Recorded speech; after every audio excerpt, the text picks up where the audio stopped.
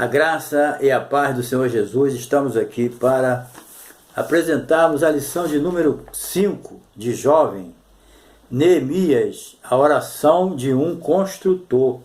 Vai ser uma lição muito boa para o jovem, né? Fica conosco aí até o final, porque nós vamos tratar aqui, né, de aprender com Neemias preciosas lições. Neemias foi um homem de oração, um homem de jejum, e por isso que ele conseguiu alcançar os seus propósitos. Porque nós vamos estudar nessa lição que Neemias não era só de oração e jejum, era também um homem que sentia empatia, né? Ele sentia a dor e o sofrimento do seu próximo, mas ele também era um homem de foco, né? Ele era focado nos seus propósitos, né?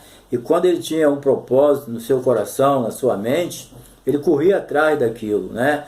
Ele entrava em jejum, em oração, para realizar os seus propósitos diante de Deus, né? Ele não era uma pessoa assim afobada, precipitada, né? Veio, vamos fazer e tal, não. Ele primeiro sentiu no coração, o que ele fazia? Vou orar, buscar o Senhor, para Deus dar uma direção, né? Porque ele sabia que o desejo que ele tinha no coração, da restauração do seu povo, de Judá, que o levou a chorar muito, ele sabia que era uma tarefa para o homem impossível, não tinha como, né? Mas ele primeiro foi orar, jejuar, tirar um tempo para esperar a resposta de Deus e esperar o momento certo. E ele nos dá ricos ensinamentos. É assim que nós temos que agir. Muitas vezes nós erramos, não alcançamos os nossos objetivos diante de Deus, porque nós não temos paciência para esperar a orientação correta de Deus. Então nós vamos ver nessa lição ricos aprendizados que nós vamos ter com esse homem chamado Neemias, que era o copeiro do rei, né?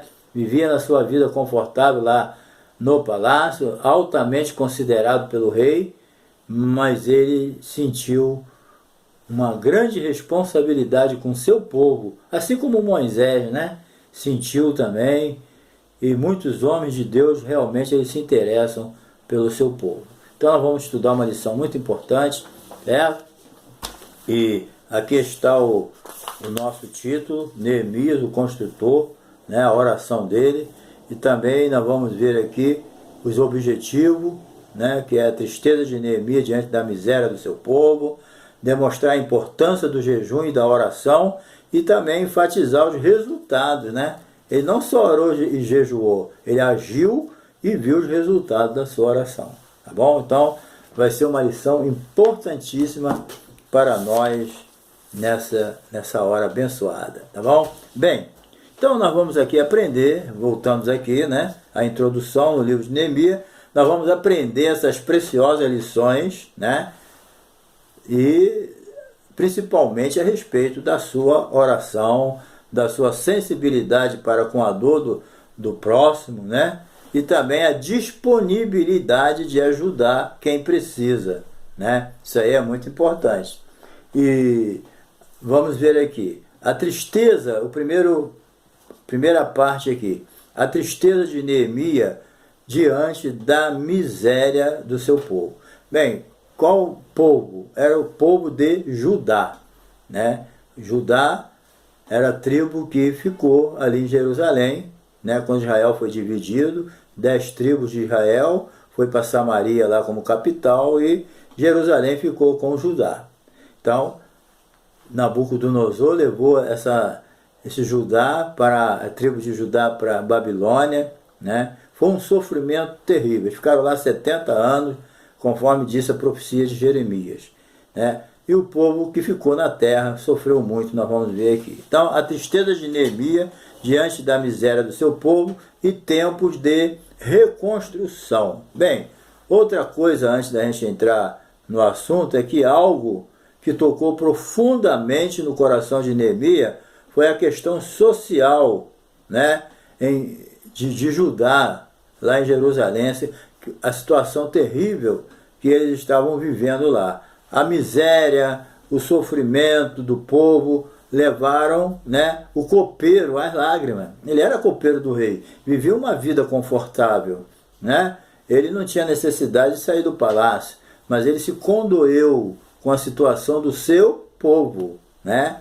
Então isso deixou ele muito triste e ele correu atrás, né? Então essas lágrimas, né, motivou ele a buscar uma saída para essa questão, né? Então nós vamos ver aqui já no início que a questão não foi só orar, ele buscou o Senhor para Deus dar uma orientação, certo? Então nós vamos ver também nesse livro, né, os relatos de que nos revelam preciosas lições, certo? Acerca da oração, da sensibilidade com o nosso próximo, né? Porque a Bíblia manda a gente amar a Deus acima de todas as coisas e amar o próximo como a nós mesmos, né? E Neemias se encaixou dentro dessa situação aqui. Então nós vamos ver que não foi só chorar, orar, jejuar, mas ele se tornou disponível para ajudar quem precisa. Então essa disponibilidade realmente tem que ter no cristão, né? Não é só orar, mas quando precisar a gente tem que estar disponível para ajudar. A disponibilidade, tanto para obedecer a Deus como fazer a nossa tarefa para com o nosso próximo, tem que fazer parte da nossa vida, né? Então a tristeza de Neemias diante da miséria do seu povo. Bem, tempo de reconstrução, fatos importantes do livro de Neemias. A reconstrução da identidade de um povo sofrido. Judá, por algum tempo, né, através dos seus reis que obedeciam a Deus, era uma nação cabeça, ela era respeitada, né? Muitas vezes tentaram destruir Judá, não destruíram, né? Porque eles viram a intervenção de Deus. Judá se tornou famoso nas guerras, né? Às vezes com um número bem pequenininho, Judá vencia grandes nações. Isso aí deixava o povo temeroso. Então, Judá chegou a ser uma nação famosa, respeitada por causa do Deus Todo-Poderoso. Mas só que entraram pelo caminho da desobediência, né? O cativeiro foi profetizado, mas eles não acreditaram. Então, passaram por essas provas todas, que nós não vamos entrar aqui, mas o resultado disso tudo foi uma nação descaracterizada vivendo lá em Jerusalém, certo? Uma nação que estava sofrendo, né? E tinha perdido até a sua identidade. Então ela precisava de uma renovação espiritual, precisava de uma retomada da consagração de Deus. Inclusive Esdras fez essa parte muito bem, o sumo sacerdote Esdras, ele fez essa parte com maestria, ele cuidou dessa parte, mas faltava, né, um perito em construção usado por Deus, como foi Neemias, né, que precisava reconstruir reconstruir o muro, reconstruir a cidade, porque naquele tempo uma cidade sem muro era uma cidade humilhada, sem valor nenhum, certo? Ninguém dava valor a uma cidade sem muro. E Jerusalém estava com seus muros todo queimado, aquela coisa horrível, entendeu? Derrubado, então estava trazendo uma angústia tremenda para o povo, né? Então o livro de Neemias está ligado nos fatos ao retorno de Judá para Jerusalém. Já tinha tido, né, algumas levas, né? Parece que já era a terceira leva que vieram com Esdras e com outros sacerdotes. Então esse terceiro retorno sucessivo, Judá foi levado ao exílio por Nabucodonosor, conforme eu já falei, né? Mas depois de 70 anos eles começaram a retornar, e parece que já estava na terceira leva aqui, entendeu? Mas Nabucodonosor foi o homem que Deus usou para castigar Israel pela sua desobediência, entendeu? Então, quem não foi para a Babilônia, certo? Ficou em Jerusalém, em grande desprezo, miséria, certo? Tendo o muro fendido, destruído, queimado a fogo. Então o povo era humilhado, entendeu? Eles eram explorados pelos ricos, ameaçados pelos vizinhos incrédulos, né? Então o sonho da restauração, o sonho do templo, o sonho de viver aquela nação, o que eles viviam antes, começou a brotar dentro deles, né?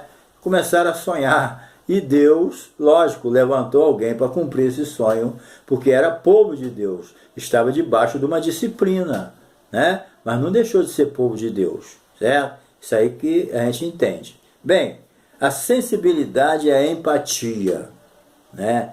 Isso aí é muito importante. Empatia é quando você sofre com a pessoa, você sente a dor da pessoa. Isso é uma empatia. E Jesus foi o principal que teve a empatia do ser humano, né? Ele deu a sua vida pelo ser humano. Jesus tinha uma empatia e uma sensibilidade muito grande. Então, a Bíblia, né, os nomes dizem muita coisa, principalmente no tempo bíblico, o nome dizia muita coisa, né? No caso, Neemias significa Senhor tem compaixão, tem muito a ver com o nome dele, né? Então, isso aí é uma coisa importante. O nome era muito importante no Novo Testamento. Então, a tradução aqui no pé da letra mostra tudo que Neemias era, na verdade, né? Bem, Neemias, ele não pensou em si. Se alguém quer fazer a obra de Deus, ele não pode se colocar em primeiro lugar. Não é que eu vou me desprezar, mas eu tenho que me colocar numa posição de disponibilidade. Que tem pessoa que quer fazer a obra de Deus, ele quer ficar solidário, né? Mas ele nunca está disponível, entendeu? Não tem como. Deus não pode usar uma pessoa que nunca está disponível, está sempre ocupado com alguma coisa que não é nada, entendeu? Então não tem como, tá igual aquele telefone tradicional, tá, se tu ligava, ele está ocupado, mas não estava fazendo nada. Então tem muita gente que está ocupada sem fazer nada, né? Então, mas Neemias era diferente. Ele aqui, né? Ele saiu da sua posição confortável, né, no palácio. Você tem noção, um copeiro respeitado, considerado pelo próprio imperador, né, da Pérsia. Esse homem tinha tudo que ele queria, que mordomia que ele não tinha no palácio, né? Tinha intimidade com o imperador, né? E ele, na sua posição confortável, né, ele se dispôs a largar aquilo lá para ir poder ver o seu povo que estava na miséria. É uma pessoa solidária, né? Então, ele percebeu toda a situação do seu povo, né, e se disponibilizou. Aí, primeiro ele percebeu. Quando seu irmão trouxe aquela notícia, o Anani, né, ele percebeu tudo. Por isso que ele chorou, jejuou, orou, porque ele sabia que só colocando Deus na frente, ele poderia ir lá fazer alguma coisa por aquele povo, entendeu? Então, é isso aí que acontece. Então, hoje não é o povo de Judá, mas é o mundo que agoniza. Não adianta a gente ficar orando, ou senão falando mal, que o mundo não tem jeito, o mundo não adianta. Da onde eu vim? Do mundo, entendeu? Jesus falou, não oro pelo mundo, mas oro por você. Mas ele falou também, aqueles que um dia também vão vir para a igreja. Então há uma quantidade enorme de pessoas que estão no mundo, mas vai aceitar Jesus ainda como Salvador. Assim como eu estava no mundo até 26 anos e aceitei Jesus como Salvador, né? Tem milhões de pessoas ainda no mundo que até a volta de Jesus, eles vão aceitar Jesus. Mas como eles vão aceitar Jesus? Pela pregação do Evangelho, né? Pelas orações, pelos jejuns. Mas como? Só se eu sentir empatia, que se eu desprezar, o mundo não tem jeito, esse cara não adianta. Meu querido, nós não vamos nem pregar o Evangelho, para quê? Se não houver empatia, desejo de ver as pessoas salvas, se não houver choro, lágrima, para que essas pessoas venham ser arrebatadas do fogo do inferno, nós não vamos chegar ao objetivo de Deus, né? A gente vê a igreja primitiva, que ela passou, né? Mas ela nunca recuou. Ela tinha uma missão, pregar e discipular, certo? Ela sofria com o povo, embora ela fosse rejeitada, mas ela não errou o seu alvo. Ela não fugiu da sua missão. Neemias não fugiu da missão. E nós temos uma missão com esse mundo. Ide, pregai, né? A quem? A toda criatura. Não há acepção de pessoa. Ensinar a quem? A todas as nações. Não há acepção de nação. Mas para isso tem que ter empatia. tem que ter amor pelas pessoas, tem que sentir as misérias deles, entendeu? Ver que eles são usados pelo diabo, quantos estão sendo usados por Satanás, mas se tirar o diabo da vida deles, eles voltam ao normal, né? Então é essa a diferença que a gente tem que ver. O mundo atual, né, a gente vê uma geração inteira vitimada por doença.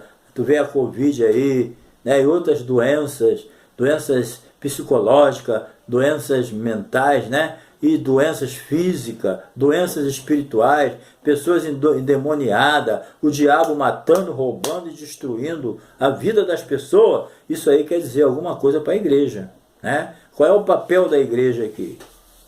É se compadecer dessas pessoas, pregar o evangelho para elas aceitarem a Jesus como Salvador. Não tem nada nesse mundo que pode libertar esse povo dessa terrível situação, a não ser a pregação do evangelho. E só quem tem uma mensagem de libertação é a igreja. Não tem mais ninguém que possa pregar o evangelho, pregar uma palavra de libertação completa, salvando o espírito, alma e corpo, salvando a pessoa completa.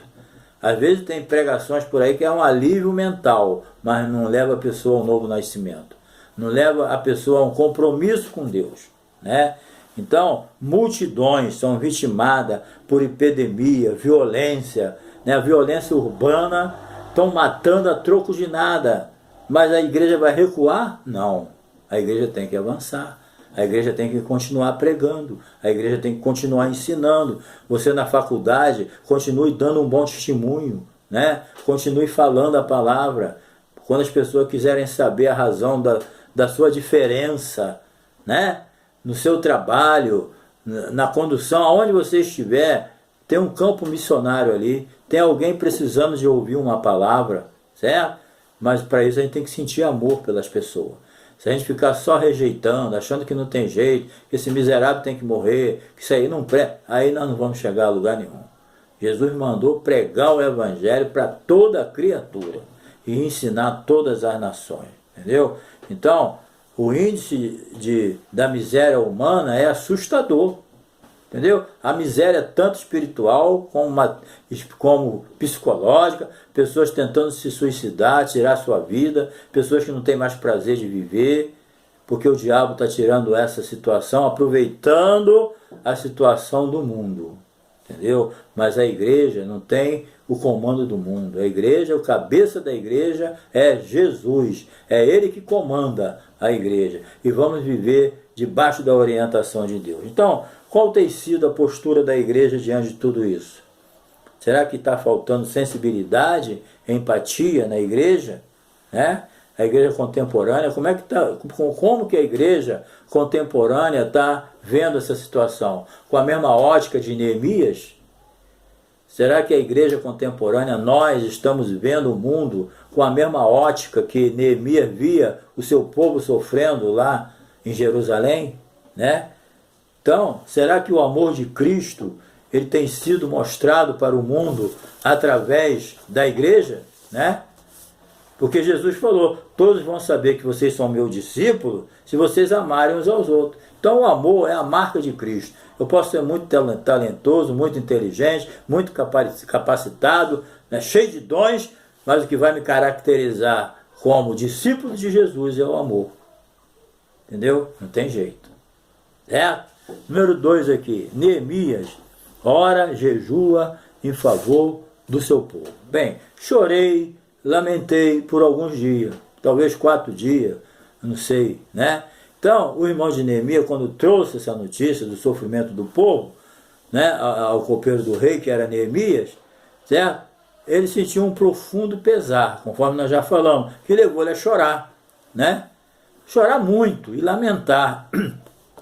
Então, muitos poderiam, né, claro, lá, que nem o povo, lá, os inimigos de Judá, eles poderiam se alegrar com a desgraça de Judá. Mas Neemias chorava.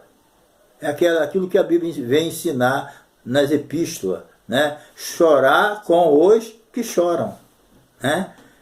Partilhar do seu sofrimento, do seu luto, da sua tristeza, né? Então, apesar de Neemias, né, ser um homem de oração e ação, né?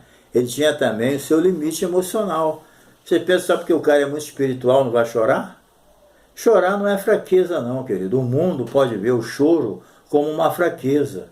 A Bíblia manda chorar com os que choram, sofrer com os que sofrem, participar da sua vida. Está certo que tem uns que, por inveja, não participam da alegria do outro, não participa da sua vitória, porque às vezes tem ciúme, tem inveja. Mas um crente normal, ele tem o maior prazer de ver o seu irmão prosperar. E se alegra com ele quando ele é abençoado. Mas também ele chora com aqueles que estão sofrendo. Ele sofre, ele chora, entendeu? Porque ele é um crente que tem empatia, ele entende, né? Tem amor pela pessoa. Então, chorar não é uma fraqueza, entendeu? No mundo talvez seja. Alguém está chorando, é um fraco. Não, mas na Bíblia é diferente. Quem chora, né, é forte. Porque nós não somos robô, nós temos emoções. E temos limite também. Todos nós somos humanos, nós temos sentimentos. As nossas emoções precisam ser colocadas para fora. Quantas vezes eu poderia ter até um infarto? E não tive, sabe por quê? Porque chorei, botei para fora e voltei ao normal, me senti bem. Fiz igual Ana. Ana chorou, orou. Quando terminou ali, recebeu aquela palavra de Eli, levantou, seu semblante já não era mais triste, ela estava alegre, foi para casa com a bênção e recebeu a bênção. Entendeu? Mas por quê? Ela chorou, ela abriu o seu coração, lançando sobre ele toda a vossa ansiedade, porque ele tem cuidado de vós. Então, querido, se você tiver de chorar, chora. Chora nos pés do Senhor. Vai lá para o teu quarto, fecha a porta, e teu pai que estiver em secreto, ele vai recompensar você pelo seu choro. O choro pode durar uma noite, mas a alegria vem pela manhã. Guarde isso no seu coração. Tenha medo de chorar, não. Eu, quando não era crente, eu não chorava. Mas depois que aceitei Jesus, eu comecei a sentir vontade de chorar nos pés do Senhor, de lamentar, abrir meu coração. E eu saio dali uma nova pessoa, renovada. As minhas emoções foram colocadas para fora. Muita gente infarta, tem derrame, tem outros problemas de úlcera e tanta coisa, né? Sabe por quê? Porque fica represando aquilo, prendendo aquilo no peito e não abre seu coração para Deus. Lê o Salmo, tu vai ver como o salmista chorava, né? Como eles choravam. Mas não era de tristeza, não, é abrir o coração com Deus, né? Então, chorar não é uma fraqueza, é uma virtude dos fortes. Pode ter certeza disso, entendeu? E o que você acha? Depois de tudo que Neemias fez, ele era fraco? Ele era um fraquinho? Não. Sabe por que chorou? Não. Ele era muito forte, humanamente falando, né? Então, o próprio Jesus chorou 2 vezes. Pode ter chorado mais, mas eu estou me lembrando aqui de 2 vezes. Ele chorou antes da ressurreição de Lázaro morto, ele viu todo mundo chorando, ele chorou também. E era Jesus, Rei dos reis, Senhor dos senhores, né? E depois ele chorou diante da incredulidade de Jerusalém, certo? Lá em Lucas 19, 41, 44, ele chega diante de Jerusalém, ele chora pela incredulidade de Jerusalém, pelo desprezo a ele, né? Veio para os que eram seus, os seus não o receberam, né? Isso fez ele chorar de tristeza, vendo aquele povo indo em direção errada, né? Então isso acontece. Chorar, Jesus chorou, por causa da incredulidade, por causa da rejeição, que não era isso que ele queria. Ele queria abraçar aquele povo, cuidar daquele povo, como uma galinha cuida dos pintinhos, com todo carinho, aquecendo ele, mas eles não quiseram. Eles preferiram seguir o diabo. Uma vez Jesus falou, vocês têm por pai o diabo, por isso que vocês querem satisfazer os seus desejos. Mas não era isso, era povo que Deus escolheu para ele, mas eles não quiseram. Vou repetir, veio para os que eram seus e os seus não receberam. Mas todos quanto receberam, o gentio, Deus lhe deu o poder de ser chamado filho de Deus. Quem não quer, o que ele vai fazer? Mas quem quiser, venha e beba de graça da água da vida, né? Então ele chorou, estive jejuando e orando. Então, passando o tempo de chorar e jejuar, chegou a hora de agir. A gente não vai ficar chorando a vida toda, igual tem muita gente. Tem gente que passa a vida chorando, se lamentando, reclamando e não faz nada. Querido, vamos chorar, vamos lamentar, vamos jejuar, mas peraí, vamos chegar ao tempo de agir, vamos chegar ao tempo do que a gente tem que fazer, vamos fazer, né?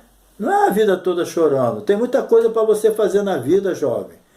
Levanta a tua cabeça, olha para Jesus, autor e consumador da fé, entendeu? Olhando para Jesus, e você vai caminhar nessa estrada, conforme diz a Bíblia, esquecendo-me das coisas que para trás ficam e avançando para que estão diante de mim, eu prossigo para o alvo da soberana vocação de Deus. Acabou. Deus tem um alvo específico na tua frente. Caminha, vai de encontro a ele, como Neemias foi. Neemias enfrentou um grande desafio. Parece que Neemias gostava de desafio. Jovem, aprenda a gostar de desafio. Quando você aprende a gostar de desafio, você, entre aspas, é claro, você está forçando Deus a agir. Entendeu? Porque Deus está vendo coragem em você, Deus está vendo disposição em você, Deus está vendo foco em você, Deus está vendo direção, então Ele vai abrir as portas. Agora, se você cruzar os braços e não quiser fazer nada, não se importar com nada, você vai viver a vida toda assim. Mas não é isso que Deus quer contigo, não.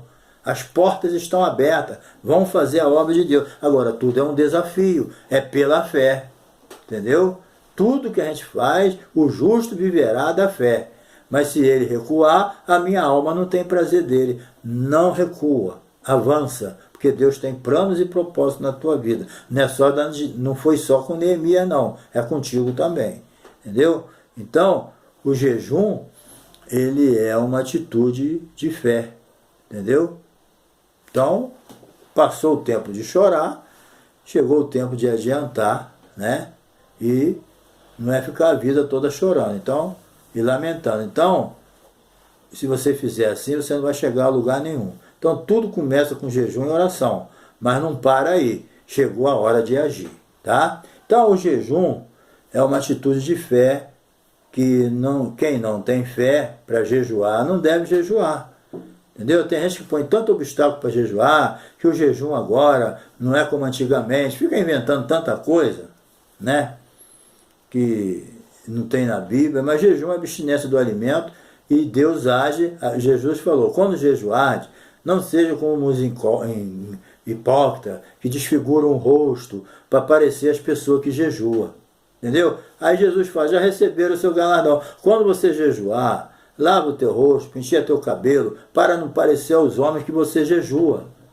Certo? Mas é teu pai que te vê em secreto. E teu pai que te vê em secreto te recompensará. Não vai nessa conversa dessas invenções de jejum que estão fazendo por aí, não. Segue o que a Bíblia diz. E Jesus falou, olha, quem jejua com fé tem uma recompensa. E quem dá essa recompensa é o Pai. Acabou.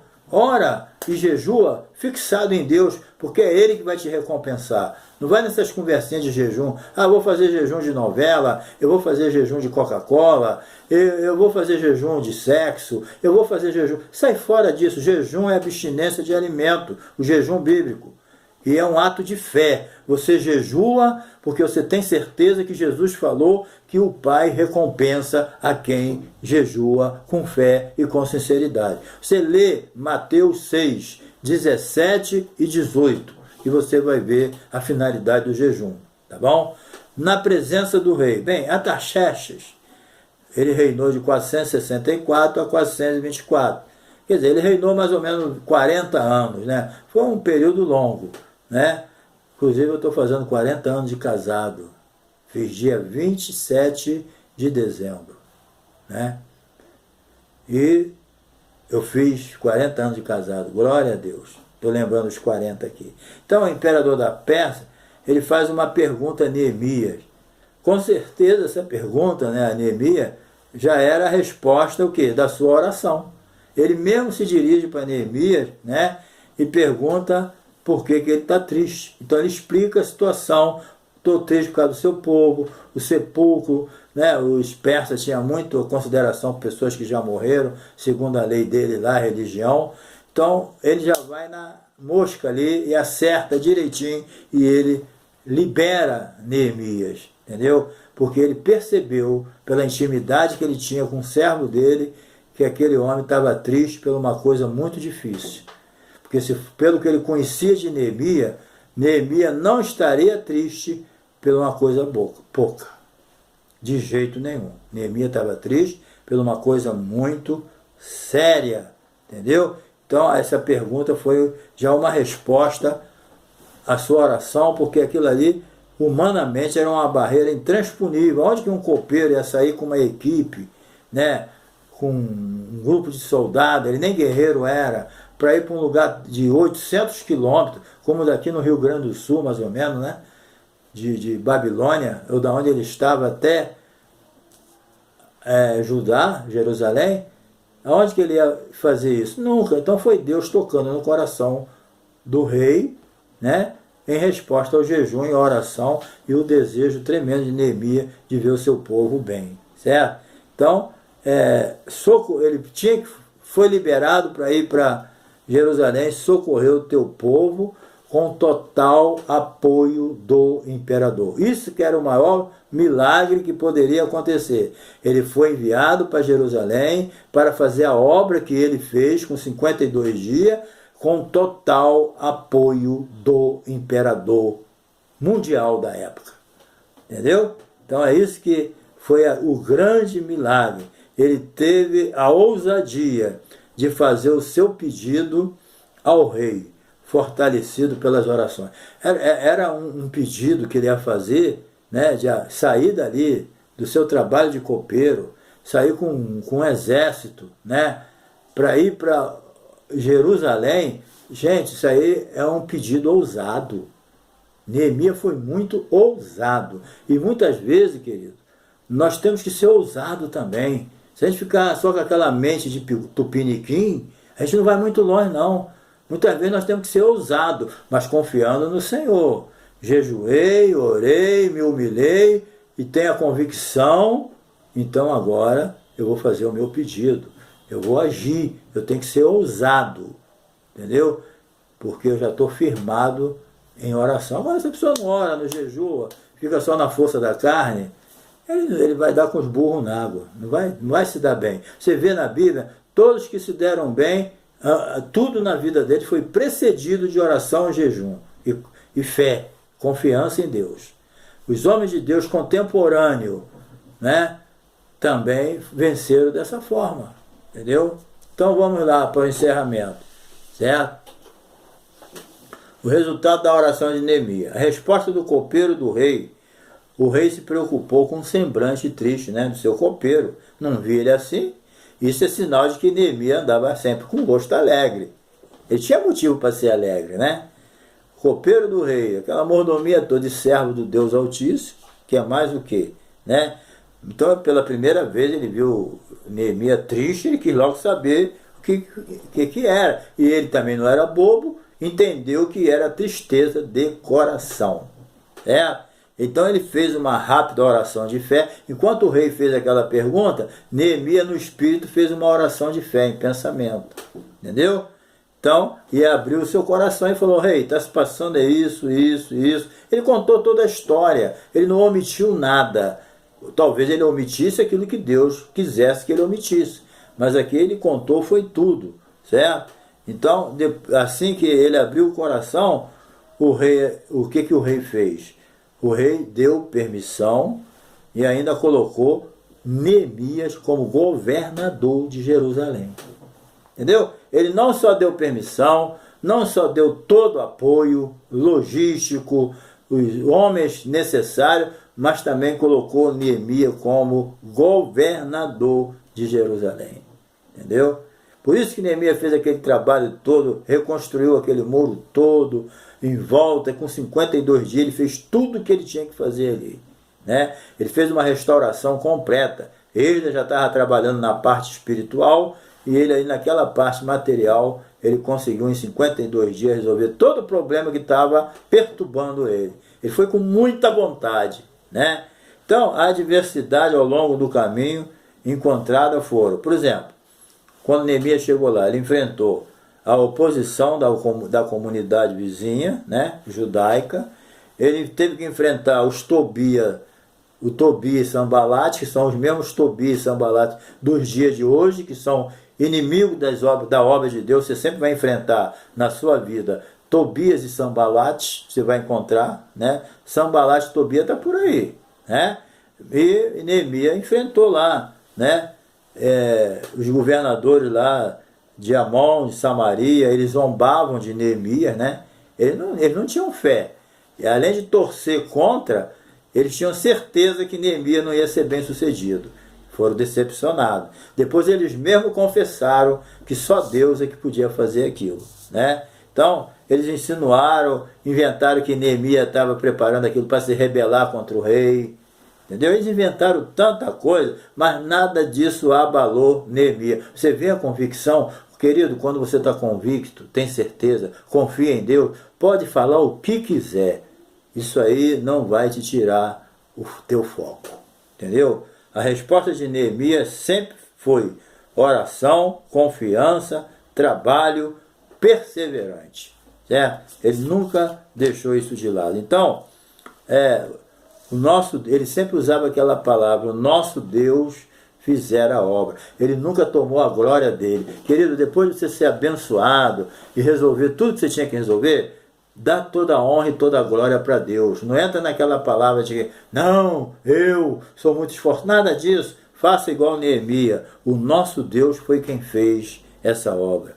Entendeu? Além do muro, outras grandes restaurações foram realizadas, né, nos tempos de Neemias. Por exemplo, Deus usou de forma poderosa em Judá. Houve também uma grande reforma religiosa, com valorosa contribuição de Esdras. Houve também restauração religiosa, houve uma mudança no espírito das pessoas, né?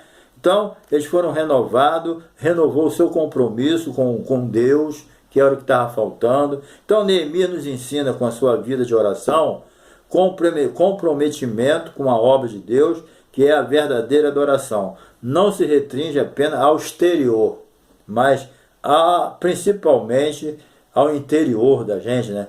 O fruto de uma grande transformação no coração, né? Daqueles que buscam a Deus em espírito e em verdade.